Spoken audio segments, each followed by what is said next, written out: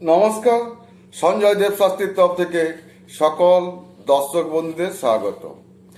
বিভিন্ন কবজে বিভিন্ন প্রতিকার, বিভিন্ন রকমের কবজ আছে। সেই কবজে বিভিন্ন যে গ্রহদোষ, তার প্রতিকার আমি এই ভিডিওর মাধ্যমে আপনাদের জানাবো। চন্দ্র কবজ। এই চন্দ্র কবজে কি হয় না, এই কবজটি তাদের পক্ষে ভীষণ উপকারী যাদের জন্মকুণ্ডলিতে চন্দ্র অতি দুর্বল বা যাদের চোখের জ্যোতি কম, এবং সেই সকল শিশু যাদের জন্ম পত্রিকায় দেখা যাচ্ছে আয়ু খুব কম, অল্প বয়সে মৃত্যু যোগ আছে।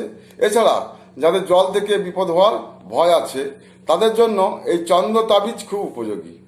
সবচেয়ে ভালো ফল পেতে হলে জাতক যে তিথিতে জন্মেছে সেই তিথিতে বিধি অনুসারে কবচ তৈরি করিয়ে ধারণ করতে পারলে এই কবচ ব্যবহারের মাধ্যমে এমন বহু ফলালাভ দেখা গেছে। কালো ঘোড়ার নালের কবচ।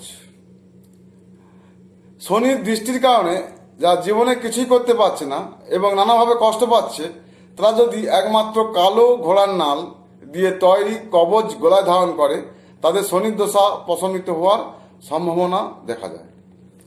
ওঙ্কার কবচ। এই কবচ যে কোনো ব্যক্তি ধারণ করতে পারে। এই সমস্ত শরীরের ক্ষেত্রেই অত্যন্ত লাভদায়ক। এই কবচ সোনা বা রূপা দিয়ে তৈরি করা হয়।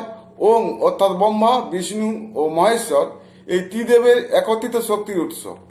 তৈরির সময় বা পরে শোধনের মাধ্যমে এই কবচকে আরও শক্তিশালী করা যায়।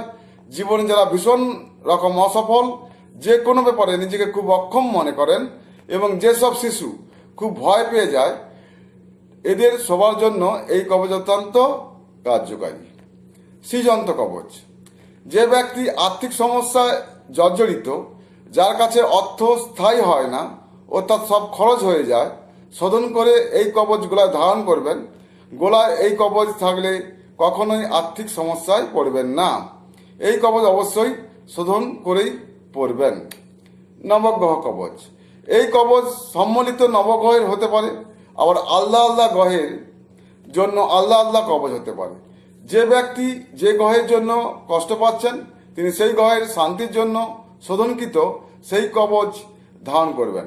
জন্মপত্রিকাতে যে গ্রহ লাভদায়ক কিন্তু কমজোর, সেই গ্রহের শক্তি বৃদ্ধির জন্য সেই গ্রহের কবচ ধারণ করবেন। আমি এই ভিডিওতে কয়েকটি কবচের কথা বললাম। আপনি আমার কাছে সব রকম কবচ পাবেন। আগে আপনার জন্মছক বিচার করতে হবে।